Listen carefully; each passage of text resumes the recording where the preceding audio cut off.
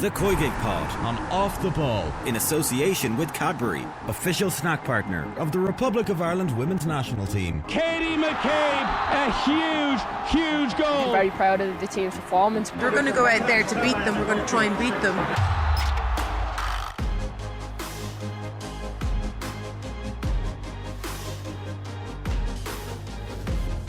Hello and welcome to the latest episode of the COYGIG podcast. I'm Kathleen and I am joined today by Peamount captain Karen Duggan, and coming up a little bit later we have a very special guest in the one and only Gilly Flaherty, who'll be joining us to discuss all things FA Cup from the weekend. But for now, for one last time, we are also joined by Emma Byrne. Anyone who was on our Twitter today would have seen the news that Emma has just been appointed the official new assistant manager to the Irish squad. And as a result, she is leaving us, which is fine. So long as you qualify for the Euros and give us a trip to a major tournament, we'll forgive you then. But until then, things might be on edge a little bit, Emma. Well, you have to bring Cara with you this time. You went out to Australia. The reason I'm leaving is because you went to Australia on your own and left us behind. Unforgivable. Hey, take that one up with the big bosses. If I had my choice, it would have been all of COYGIG there. We would have had our little van. We would have driven around Australia, flown around Australia, whatever way it would have worked out. I would have been quite happy. That was the plan. But obviously, Emma, congratulations. As much as we are sad to see you go and not have you contribute on the pod, we are also obviously delighted for you. How are you feeling now that it's all official? We may have had like a little small inkling that this may have been coming. Feel really good. Very, very positive before, it's a great group. So I'm really looking forward to working with it. And, it is, I know I keep saying it, but it is a real exciting time for women's football in Ireland, because there are so many talented players, and even like beyond this group, which is very, very positive. So, yeah, I think it's just really exciting times. And I think the group, the people that Eileen has brought in are a really, really good group, really hardworking group of people, from staff to players. And it's just very positive altogether. That's what we like to hear going into the next international window. And what is, like, I suppose this setup is slightly different to the last time, in that the last time you guys were interim, you didn't know what was going to happen. It was kind of, you have to take the team from point A to point B. But what were the questions like this time around, or the conversations that you guys were having whenever you were going through the process of making this a permanent thing, and then I suppose also when it became permanent? Well, it didn't really change, to be honest, because, right from the get-go, Eileen has said what she wanted, what she expects, and tried to set those standards. And it's just the same again. Just that, we had, even though it was all, we're not sure if we're in for the next game, we don't know what's happening, but realistically, we thought we'd be in from September to December. So it's just more official now, but it's the exact same thing going into games, the exact same preparation, which there is a lot of. And just more organisation as to go and scouting and looking at games and stuff like that. Whereas before it was like, well, I'm going to go. If you want me to have a look at players, just let me know, type of thing. But yeah, it's just more organised, and it's a little bit longer term, depending on how we do. Well, the rate the managers are getting sacked these days. Who knows? Nothing's permanent. Yeah, I just feel like, because I know we're talking about big names coming in, but I feel very excited about this because it feels like an assembled team. Like, I feel like you'll all work really well together, and Eileen's the type of person who will take on board your feedback, and it's not just her going out by herself. So I feel really excited about everything going forward. I think there's a really good dynamic in there now. Yeah, there is. And there's a couple of more people added to that as well. So yeah, like just driving the standards, and it's great to see, because us as Irish, we're quite relaxed, aren't we? And there's like, sure, it's grand. Like we'll we'll fix it tomorrow, or we'll Certainly get seems to be the case when it comes to appointing a men's manager. It's like when it happens, it'll happen. But no, it's not. It's really not like that anymore, and it's very, very. We're pushing we're striving for very high standards, and everything has to be high. And there's like no dropping off, and setting the standards, and we expect that from the players. So it's really good. It just reminds me of being back playing like with Arsenal. There was nothing, you're not allowed to lose. This was the only way to go. This is how we're going to get there. And there's no grey areas. So not that we can say that nowadays for poor old Arsenal. I know you guys are going to talk about that later, but yeah, feels really good. I'm excited, and I know the players are excited, and there's still going to be, there's not changes, but we're still going to be driving those standards. So, the players have got lots of work to do.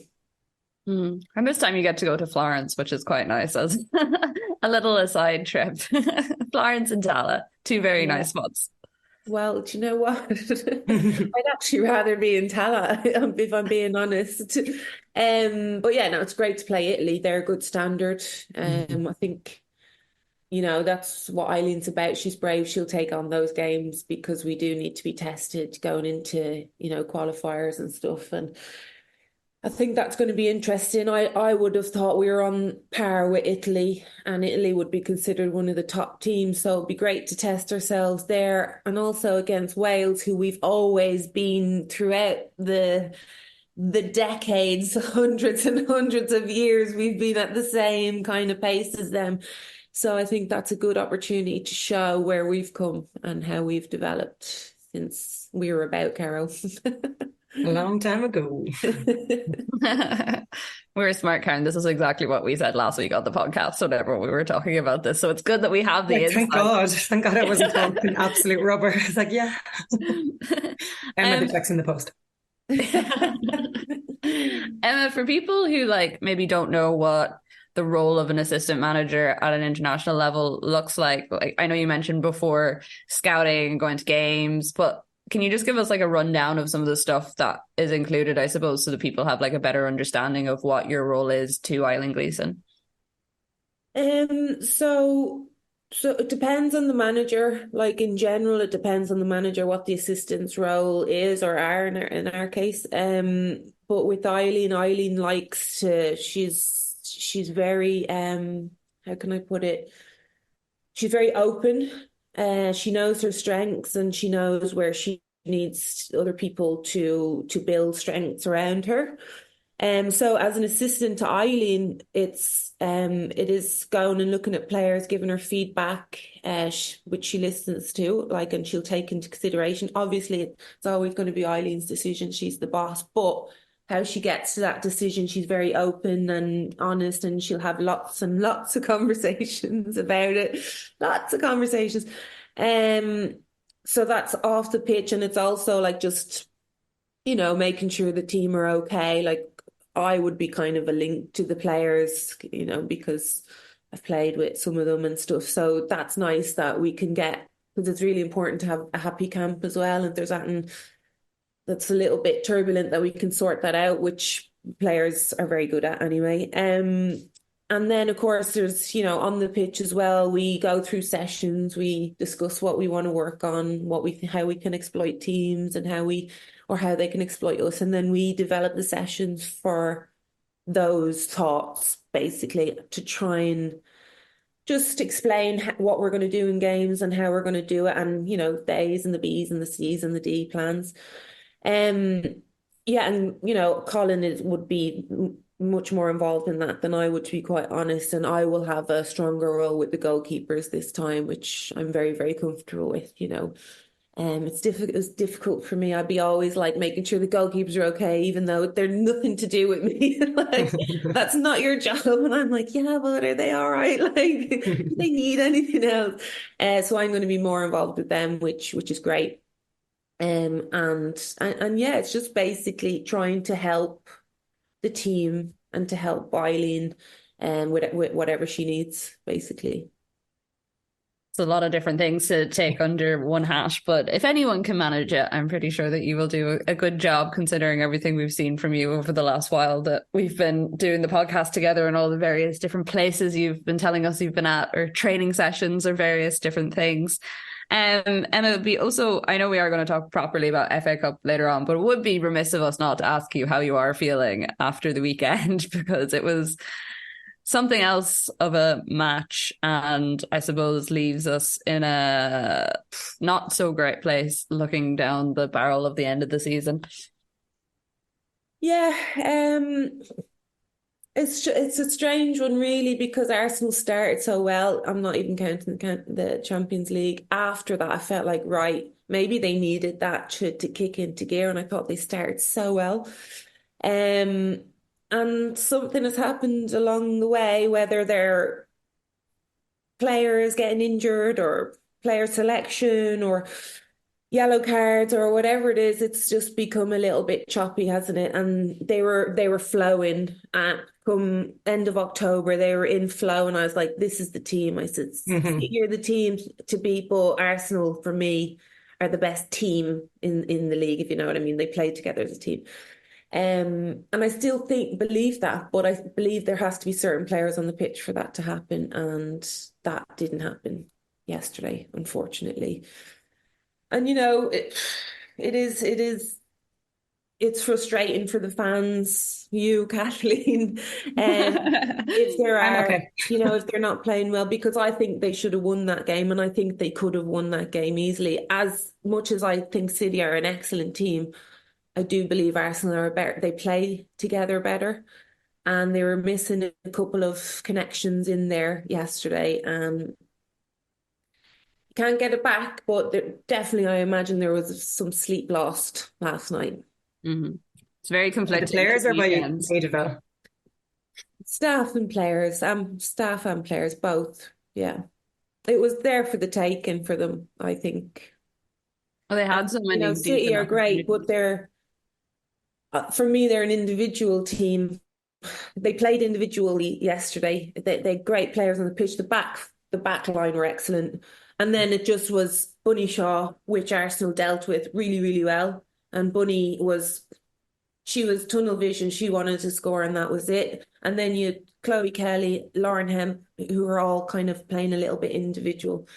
And it just, I just felt like Arsenal could have, if they just took the bulls by the bulls, the horns.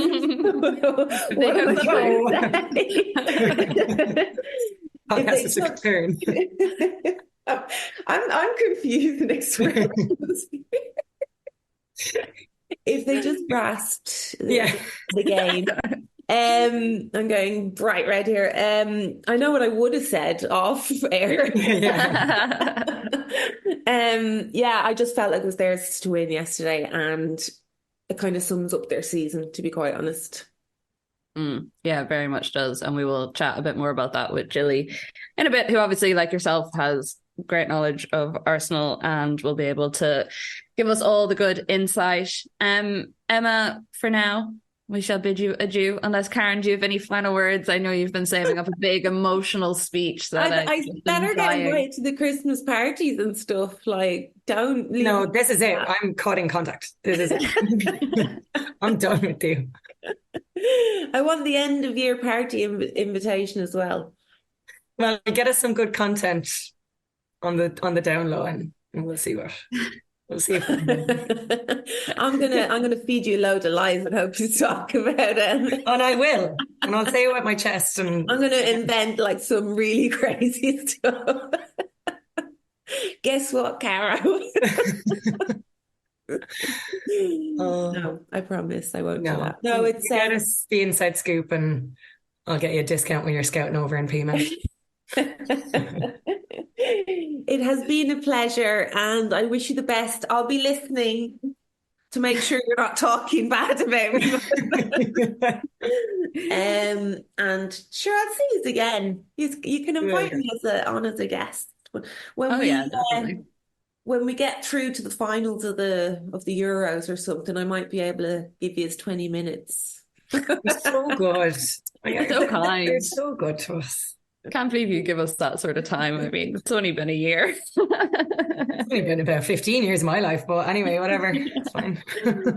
Well, Emma, as I said, congratulations once again, and thank you very much. And yes, definitely you won't be a stranger to the podcast. We will be annoying you many times over the coming while to see if we can get any gossip off you. So yeah, thank you and best of luck with it. The COYGIG Pod on Off the Ball in association with Cadbury, official snack partner of the Republic of Ireland women's national team. Now, after our sad farewell to Emma Byrne, we are delighted to say that we have quickly replaced her with someone else who is equally as legendary in the WSL, and that is the one and only Gilly Flaherty. Gilly, thank you very much for stepping in for us last minute after we lost one of our co-hosts. How are you getting on? Yeah, no, I'm all good. I'd like to say you got a little bit of a younger co-host here compared to Emma. But no, I'm all good. I'm all good. We'll definitely have to make sure she listens to the rest of this podcast just so she can hear that dig, because I'm sure she would appreciate it massively. Gilly, we have you on. Obviously, no WSL over the weekend. It was an FA Cup weekend, some big shocks, a couple of games, probably not all that surprising. But probably we'll start off with the big game, which was Arsenal Man City, where it was the two main WSL title rivals. Arsenal having a really bad week in the WSL the weekend before and kind of going into this game needing a result, and it just wasn't happening for them. Yeah, I mean, obviously I was there. I was covering the game, and yeah, it just was. I mean, the first half was pretty much a stalemate. I was just thinking, for a neutral, we just need a goal to try and load it up. It just felt that both teams were very weary of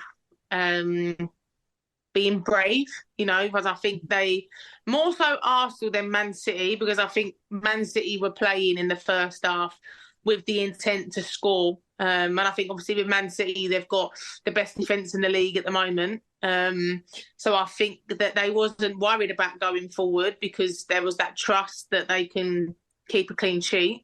But there weren't really any clear-cut chances in the first half. If anything, I'd say City were probably the better team in the first half.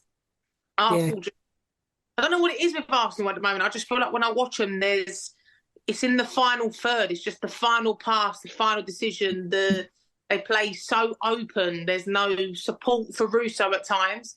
And then in the second half, I was really impressed by Arsenal when they come out. Obviously, 65, 70 minutes, they dominated really. And then obviously Man City get the goal, and then it's just Arsenal then up it a level again to try. I mean, the last extra time, I think, was about 7-8 minutes. It was the most exciting, probably, patch of the game. But yeah, obviously Man City were able to hold on.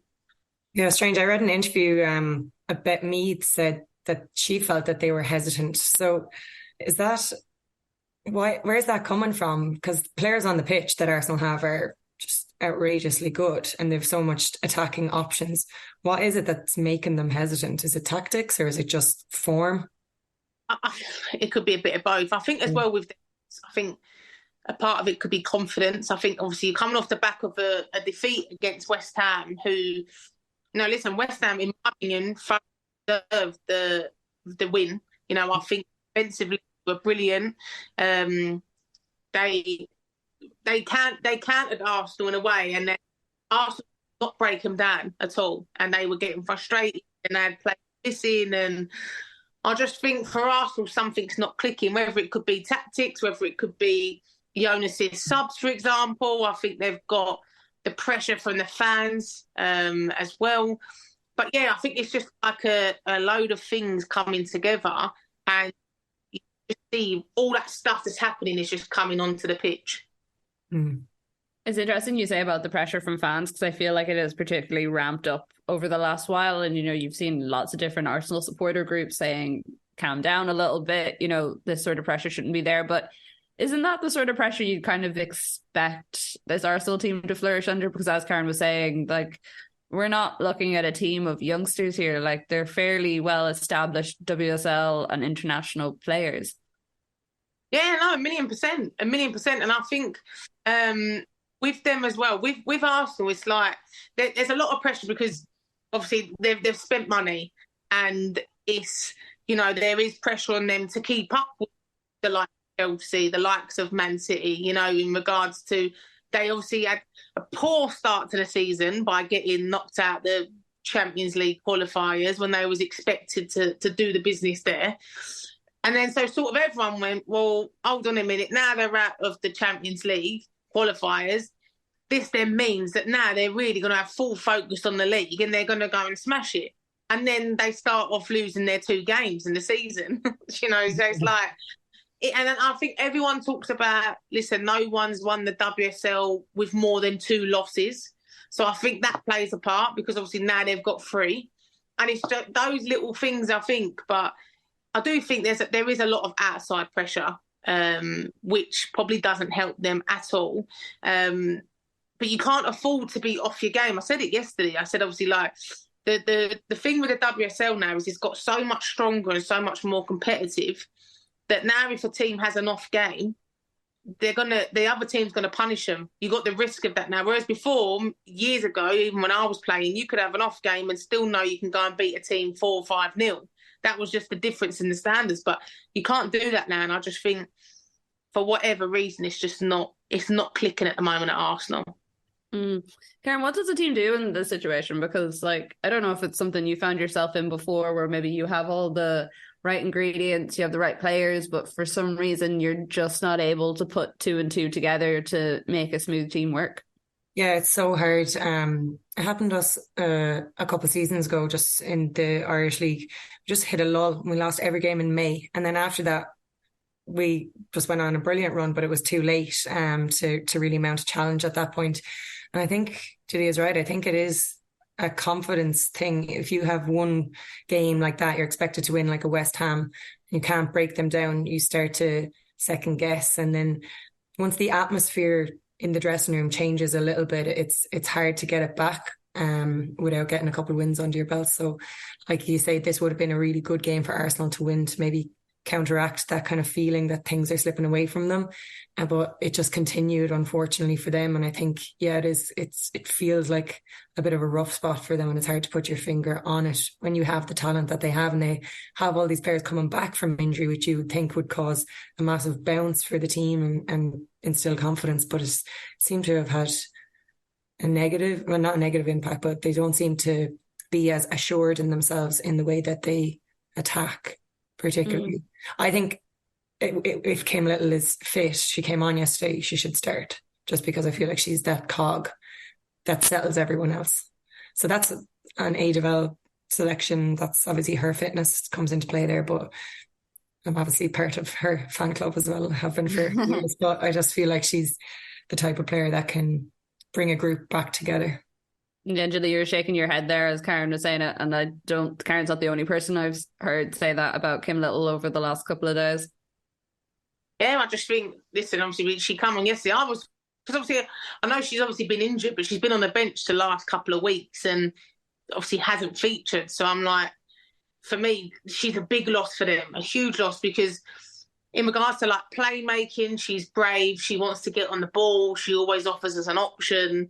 She's creative. And I always said, like, obviously I played with Kim. And I mean, me and her are polar opposites, and technically as well. But in regards to, I'm loud on the pitch. Kim's not necessarily loud. You know, she's not one of them captains who's going to be screaming and shouting and telling you do this, do that. But she leads by example and she drives the team forward. And I always say with Kim, she's a match winner. You know, she could pop up with something out of nothing. She can create something. And I think watching, because the last couple of games before she got injured, she was playing in a higher position. So she weren't, obviously you had Walty in the middle, but she was able to push on a little bit. And I think yesterday when I was watching Russo up front on her own, Frida Martin for me is just, she's not at the races at the moment for whatever reason, but the ball gets played up to Russo. She's trying to hold it up and she's not got a single player around her to support her. Whereas if you're giving the ball up to Russo and she's got Kim Little playing off of her, you know Kim's always going to be there. So I think there's that link that's missing between the midfield and between the front line. But a lot of it is just they're playing in a lot of isolation. And it is, when you're going through a tough patch like that, you're just thinking, when is this win coming? Because that's all they need. They just need a win to sort get rid of whatever's going on. That's all, when you're playing, that's all you think of. And then they probably looked at the West Ham game thinking, this is going to be the win. This is going to be the 3 points. And then obviously then that goes the way it goes. And then everyone's jumping on social media of they've never lost to West Ham ever in the whole history of the club and blah, blah, blah. And then they're probably thinking London City Lionesses midweek, we can get a good win there, get us through. That gets postponed, and all of a sudden then they're facing Man City in the FA Cup. So it's a tough one, but it's one of those ones just got to ride the storm and hopefully the momentum changes. A nice easy tie up against United in the WSL at the weekend as well. Although they do have the reorganised London City Lionesses fixture during the week, so maybe they'll be able to get something there. We should move on as well without actually giving City some credit too, because they were the ones who got the goal. Keating had quite a performance considering how she had, was generally being taunted by the fans and some of the experiences she'd had in the past. Gilly, for you, is there potential for the City team to get a win against Chelsea potentially at the weekend and then really put the pressure on when it comes to the WSL title race? Or are we just going to see Ramirezz doing ridiculous things like she did in the FA Cup and all just give up the title for the next 10 years? I know. What a welcome to Chelsea, by the way. She can't just score like a scruffy tacking, does she? She has to go and score something spectacular. But yeah, for me, I'm just watching City defence. They look really solid. And when you compare that to Chelsea's defence this year, obviously you've got Bjorn who's just come in there, but their defence has looked a little bit ropey at times. So I think if you're looking at like the battle defences, I watched City defence yesterday and I didn't think at all they defended so well. Even when Arsenal turned it up again, was throwing everything at them, they defended it really well. Keating, that's probably the best performance I think I've seen her play. She made some absolute worldy saves. And obviously she's also going back to a place where in this season, in that fixture, she made the biggest mistake that she was emotional and inconsolable at the end because of it. So to have to go back to that place, knowing you are going to get stick from the fans, she was unbelievable, in my opinion. So defensively, I think they look solid. I'm so excited for the game against Chelsea because I feel you're going to be getting the two probably best informed teams at the moment coming up against each other, with obviously City only 3 points behind Chelsea. So it's going to be exciting. I don't know. I mean, Chelsea playing at home, they're like a different kettle of fish. But I don't know. This I feel like for me, this would be the closest City game with Chelsea. Obviously, the start of the season when they played each other and Chelsea only managed to get that late equaliser and they were buzzing with that point, City should have won that game. So I think City will be going into the game full of confidence. I just really hope it's not like a super scrappy, deeply defensive game for like 80 minutes and it's just like one slip of someone that actually determines it. I want a complete goal. I think Chelsea have that in them, but I think City like to go and play. So I don't think it will be. Well, we hope not. for our podcast content alone, it's not like that. We briefly mentioned her there, but Ramirezz making her debut in spectacular fashion. If you have not watched this goal or if you didn't see the highlights of the game, go on to the Twitter page for the FA Cup. I think it's Adobe FA Women's Cup. And it's so good. Like, I saw people talking about it, Karen, and I was like, how good can it be? And then I was like, oh, okay. Yeah, like you couldn't plan that. Like the way it bounced off the ground and up in, like, why did she even have that much power with her foot at that angle? It made absolutely no sense. And I'm terrified of what she's going to do to this league, to be honest. I think she could be quality for them. Obviously, Chelsea were hitting the bar and they were plugging away for 80 odd minutes before they made the breakthrough. And it's such a cliche to say, it was going to take something special, but it did take something special. But yeah, highly recommend going looking at that finish by Ramirezz. Yeah, I mean, you have to give Crystal Palace credit as well. They banked up probably a lesson that a lot of WSL teams should have taken on earlier in the season against Chelsea. Like, don't even try, just try and stop them. But you felt like it was always coming. Yeah, from an Irish perspective, just in that game, Izzy Atkinson was an unused sub, and then Abby Larkin came on the pitch. So there wasn't too much involvement. Gilly, it obviously means that Chelsea are going deeper again into another competition. They have quite a lot on their plate. We saw the Champions League draw the other week as well, which doesn't look like an easy route should they get along it. Is that something that will worry Emma Hayes, or is the squad deep enough at the moment that they should be able to rotate and take on big games like the City one at the weekend? Yeah, I mean, I think they're going to be coming into the business end of the season. Emma's one who has a squad, has a budget to go and every year say they want to go and win the quadruple. So if anything, they're fully prepped for it. Obviously, you've lost Sam Kerr. She's a big player, but then you're able to go, hold on a minute, let's go and spend however much and go and get Ramirezz. When most people would probably struggle to try and find a player, either budget-wise or availability-wise, really, to bring a player in that quick.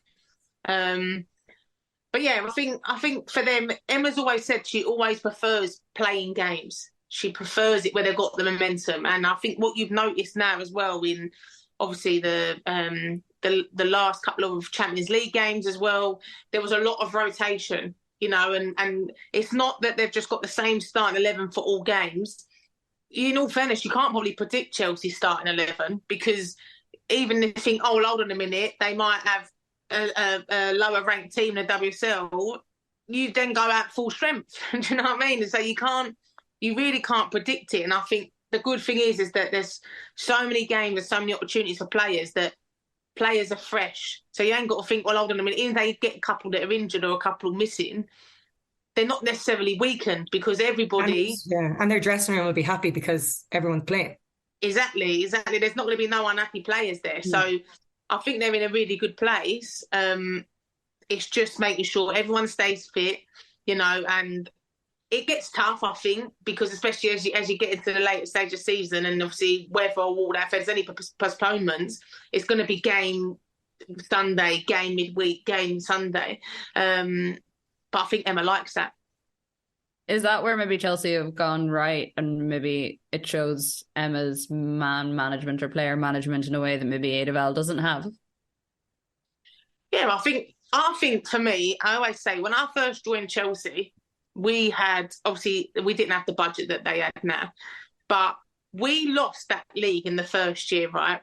Should have won it. We lost it on the last day of the season to Man City. And, when everyone talks about Emma with her 4 goalkeepers that she has that could probably be number one in any team in the league, we had 2 goalkeepers, but we actually had, is it Endler? Endler who's... Christian... Yeah, we actually had her as our number 2, right? And she got homesick. So Emma said, go home. Obviously, if you're in a bad place, listen, it's fine. We'll release you from your contract. So she goes. So we play the last few games of the season with 1 goalkeeper. So we then come into the final game against Man City and we have no goalkeeper on the bench. So a couple of days before that game, Chelsea get... a goalkeeper who was a police officer who hadn't played for months, years or whatever, to sit on the bench, right? Marie Hurahan, within the first 20 minutes, goes for a save and dislocates her shoulder and has to come off. And we had the goalkeeper come on who had never played with us before, and we ended up, she conceded a couple, but we ended up losing the game against City, and all we needed to do was draw that game or win it, and we won the league. And I always say, from that moment on, Emma never made sure that Chelsea was put in that same position again. So that's why she has as many goalkeepers as she wants, but also she has the squad that she wants. And I think every year there's always expectations on Chelsea to, right, you've won the double, right, now you need to go and win the treble, right? There's always that expectation of they need to be aiming for the quadruple. And you can't do that with a squad of 16, 18.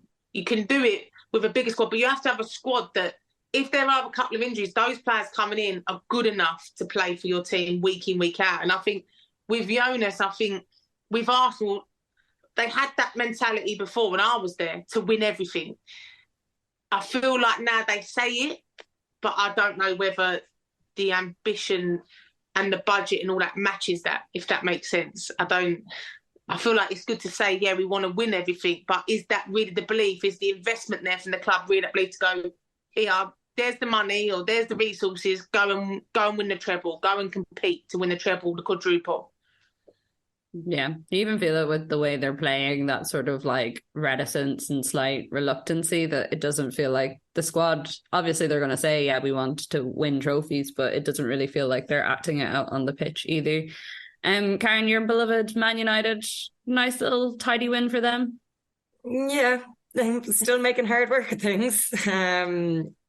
I obviously thought Toon's first goal was excellent. But, we're still relying on Rachel Williams. So you talk about squad depth and stuff, and thank God they have someone like Rachel Williams who can come on and get a goal, because sometimes we do struggle in that area a lot. But yeah, fair play to Southampton. There was times where they were turning the screw in the second half, and they really could have. They probably could have gotten another goal at some point. So I think United will just be happy to be through to the next round, because realistically they should want to compete for this trophy. You kind of hope that someone like Chelsea do take their eye off the ball, considering they might be going for Champions League and the title and stuff like that. And now with Arsenal gone, they should be gung-ho for this. So yeah, it was decent, not brilliant, but I think it probably stands to the testimony of how competitive the championship has been this year, that so many of the teams did actually give the WSL teams a bit of a run for their money. Like, if you look at the standings at the moment, Charlton are on top on 30 points and Sunderland are on 28. And just below that, Crystal Palace and Southampton are on 27 each, then Birmingham on 26. So it's still quite tight in the race up there, Gilly. And it does feel like we're getting closer and closer to a stage where it's unfair that only one of these teams gets to get promoted every year. And obviously they have the run out in the FA Cup and the Conti Cup, but you'd think that they could probably do a bit of a job in the WSL. Yeah, well, I think it's one of the most frustrating things is that only one club comes up. And I also think it's frustrating that only one club goes down, because I think too many clubs in the WSL in recent years have got away with not supporting the women enough and not being diligent with how the women are run and that. And I think they've been safe because there's always really been one bad team in the league. Do you know what I mean? One team would always be banged at the start of the season, whether it be funds or whatever, they're going to go down. Regardless of how probably well they play, they're going to go down. And I think that has helped a lot of teams, general managers, directors, wherever they're at, because they've not been punished for not supporting the women's and not giving them the funds and the resources that they deserve. Yeah, Karen, you were making an interesting point along these lines just before we started recording, just in terms of comparing Leicester and Birmingham and where they were last season. So Leicester beat Birmingham 6-2, which is probably not a scoreline we would have expected to see when they were competing against each other in the WSL. Yeah, things were so tight between them last year. It was always like a single goal difference between them. And ultimately it decided their fate. And instead of Birmingham having a straight bounce effect, they haven't been as dominant this year. And you kind of think, maybe is that the same, like what Gilly is saying? Is it support-wise? Is it attracting players? The last thing you want for a club like Birmingham to do is to go the way that Reading have. So yeah, it's just something definitely that teams need to be conscious of. But I also think that Leicester were one of those teams last year that we were like, they're too good to go down. They're too good to go down. So I was glad that they stayed up, and I think that they've a good manager and they're actually quite good to watch. But yeah, it's a really interesting point that Gilly made there, just in terms of getting away with the bare minimum. I feel like that was a feature that should be outdated at this point, but it's not quite. Yeah, and when it comes to that, do you think, Gilly, if it was maybe a 2 up, 2 down situation, do you think that would be enough to actually scare clubs into, because I assume that's the only way you can really do that, scare clubs into action a bit more? Yeah, you'd like to think, because I think the women's game now, you need more investment, so if you don't want to invest in your women's team, then that's fine, but then there's probably a big risk that you're not going to be in the WSL. And I think there's a lot of it doesn't look good for the men's side if they haven't got a women's team, for example, now, or because now men's clubs, for example, will be pulled up on it if they don't have a women's team. People are going to demand questions. You look at Man United, people are going to be asking questions, why do you not have a women's team? So now when you look at it, now they're going to be saying, well, do you have a women's team, and how good are the women's team? Because I think a lot of it is, if a women's team gets the right funding and the right investment and the right backing and the best facilities, that will attract players no matter what. Like you could be, for example, Charlton getting promoted to the WSL. If Charlton all of a sudden got huge investment and were able to go to a player, listen, we're going to be able to buy you out your contract for 250 grand and then offer you X, Y, Z. If players are going to be able to get the money that potentially they're not going to be able to get elsewhere, and they're going to go there and they've got facilities that match that ambition and they can buy into the project, any club can go from here to there in the women's game. I even think the signings that West Ham made, their statement signings, they were saying, we're not happy enough to be down at the bottom of the table. They made some statement signings and obviously it's had an immediate impact. Yeah, no, 100%. And I think that's why sometimes I think in the WSL, when there's only been one relegation place, it's sort of, well, we're not, all those teams that are sitting above it are getting away with murder as such, because they're getting away with giving teams bad facilities and not enough support. But, oh, well, we're not going to get relegated. So we still look good because we're in the WSL, and I think eventually teams will get found out. And I think it should be 2 up, 2 down, because that league championship is tough, and there are teams and there are clubs down there who actually want to back their women's team and make them full-time or give them the full-time money. And I mean, a lot of them are full-time anyway now, but as in, you can be full-time but on a part-time wage, whereas going to WSL, they'll be able to get that investment. But yeah, I think it should be 2 up, 2 down. It would certainly make things a lot more interesting. We've even seen it a bit, I think, this season with like Bristol and the sort of attendances they're bringing to the league, which are kind of like competitive across the entirety of Europe. And it would be a shame to lose that from the league as well this year if they do end up being relegated. Liverpool, Gilly, a final word on Liverpool before we go. A tough enough game for them against London City Lionesses. Like they had, I think it was something ridiculous, like 20 shots, and London City only had 1. So really it was a game they should have won comfortably enough, but kind of took them to like the 70th minute mark just to kind of tie things up a bit. Yeah, I think with Liverpool, like, obviously they are my former club, but for me, I've really been impressed by them this year. I think this is the best that even when I was there, this team now is much better than the team that was when I was there. And I think they going into games where, a bit like how Villa was last year, in the sense of Villa took a lot of points off of teams higher up above them. And I feel like with Liverpool now, when they play a team, they have been beat by the big sides, but you fancy them to go at the big sides. They're not just sitting in the block and going, oh, do you know what, we're going to let you keep coming at us the whole 90 minutes and hope to catch you on camera. Liverpool going, we're here to compete, we're here to win. And I think, for example, the game against London City, that would have been a game where they just said, listen, just get the result, get through to the next round. That's the main thing. It's going to be difficult being away from home anyway, playing on a pitch that got called off in the week because it's been waterlogged, so you don't really necessarily know the condition of it. But for me, I fancied Liverpool, I said this at the start of the season, to get through to a cup final. I do fancy it. So, and with the FA Cup, it's a competition where I know it from when I was at West Ham and we got through to the final. If you can get a good draw the whole way, before you know it, you're at Wembley. And yeah, I fancy them to go a bit further in the competition. But yeah, I think yesterday would have just been get the result, get back on the bus and get home. Gilly's making the big calls here, Karen. Yeah. Yeah, we'll get you back on for Wembley and see who said this. United Liverpool final is what I heard. Oh, that'd be tasty. Yeah. Well, I mean, it'd be great for an Irish perspective if they did get there with Nifahi back and Leanne Kiernan back too. More time on the pitch that they can get the better for us in terms of going into those Nations League qualifiers later on in the year, and even just the friendlies coming up as well, so we can kind of see where they're at and how they're playing. So it has been a while since they've got consistent time on the pitch.